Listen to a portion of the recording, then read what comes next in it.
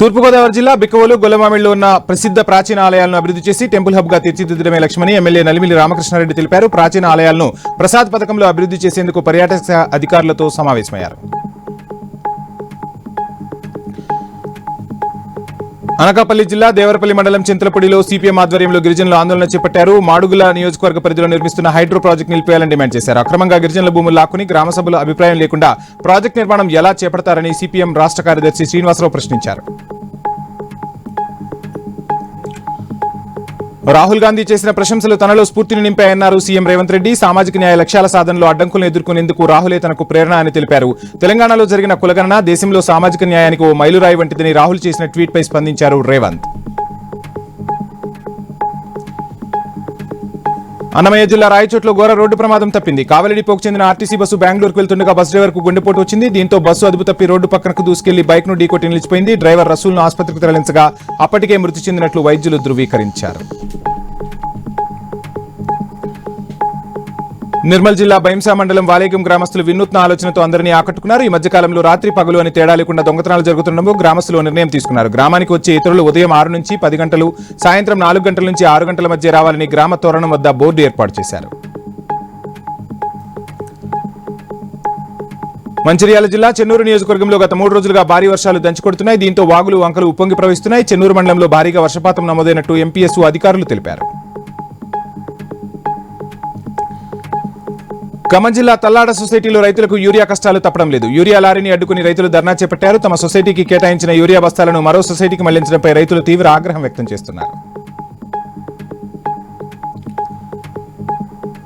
నిర్మల్ జిల్లా బైంసాపట్నంలోని నరసింహనగర్లో పెద్ద చెట్టు నేలకూలింది. 2 రోజులుగా కురుస్తున్న వర్షాలకు చెట్టు పడిపోయింది. చెట్టు పడిన సమయంలో ఎవరూ లేకపోవడంతో పెను ప్రమాదం తప్పింది. చెట్టు పక్కనే విద్యుత్ స్తంభం కూడా కింద పడిపోవడంతో కరెంటు సరఫరా నిలిచిపోయింది.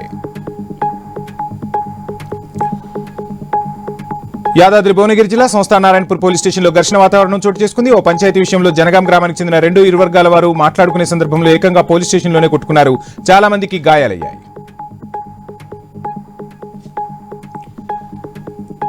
మహబూబాబాద్ జిల్లా కురవి మండల కేంద్రంలోని భద్రకాళి సమేత వీరభద్రస్వామి ఆలయంలో శ్రావణ మాసం మొదటి శుక్రవారం సందర్భంగా భక్తులు పెద్ద ఎత్తున పూజలు నిర్వహించారు. 15న వరలక్ష్మి వ్రతం సందర్భంగా ఆలయంలో ప్రత్యేక ఏర్పాట్లు చేస్తున్నామని అర్చకులు శ్రీనివాస్ తెలిపారు.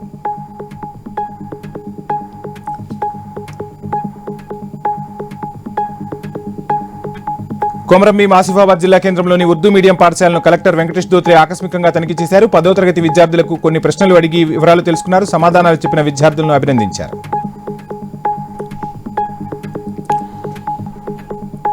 భద్రాద్రి జిల్లా ఇల్లందుపట్నంలో ఎమ్మెల్యే కోరం కనకయ్య ఆధ్వర్యంలో మన ఇంటి మన ఎమ్మెల్యే కార్యక్రమాన్ని పార్టీ శ్రేణులతో కలిసి నిర్వహించారు. కార్యక్రమంలో కళ్యాణ లక్ష్మి లబ్ధిదారులకు చెక్కులను అందజేయడంతో పాటు పలు వార్డుల్లో రేషన్ కార్డులను పంపిణీ చేశారు.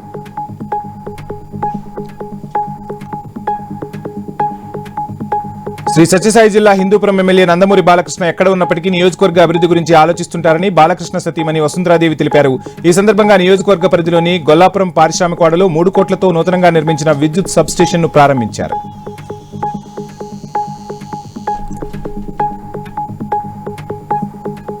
కడప జిల్లా బద్వేల్లో నకిలీ పట్టాల తయారీదారుల ముఠాను పోలీసులు అరెస్టు చేశారు. నియోజకవర్గ పరిధిలో గత కొంతకాలంగా నకిలీ పట్టాలపై విచారణలో భాగంగా కొంతమందిని అదుపులోకి తీసుకుని పోలీసులు విచారణ చేపట్టారు.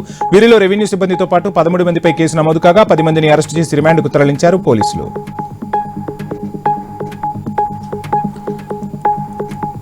శ్రీ సత్యసాయి జిల్లా సోమదేపల్లి మండలంలో వెలిసిన శ్రీ చాడేశ్వరి దేవి అమ్మవారి జయంతి సందర్భంగా గ్రామంలోని మహిళలు బోనాలు సమర్పించారు. తెలంగాణలో మాదిరిగా సోమదేపల్లిలోని చౌడేశ్వరి దేవి అమ్మవారికి 1000 బోనాలను సమర్పించుకుని మొక్కులు చెల్లించుకున్నారు భక్తులు.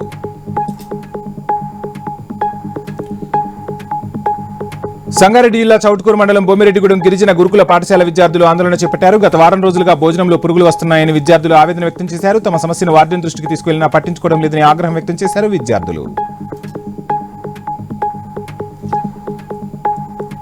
నిజామాబాద్ జిల్లా డిచ్పల్లో నిర్వహించిన ప్రజాపాలనలో రూరల్ ఎమ్మెల్యే భూపతి రెడ్డి అర్హులైన లబ్ధిదారులకు నూతన రేషన్ కార్డులు పంపిణీ చేశారు. కాంగ్రెస్ సర్కార్ ఎన్నికల్లో ఇచ్చిన 6 గ్యారంటీలు అమలు చేస్తుందని తెలిపారు. బాపట్ల జిల్లా సంతమొగలూరు మండలం కొమ్మలపాడు మక్కినవారిపల్లి గ్రామాల్లో మండల పరిషత్ జిల్లా పరిషత్ పాఠశాల విద్యార్థులకు మంత్రి గొట్టిపాటి రవికుమార్ సైకిళ్లు పంపిణీ చేశారు. అసిస్ట్ సంస్థ సహకారంతో 479 మంది విద్యార్థులకు సైకిళ్లు పంపిణీ చేసినట్లు మంత్రి తెలిపారు.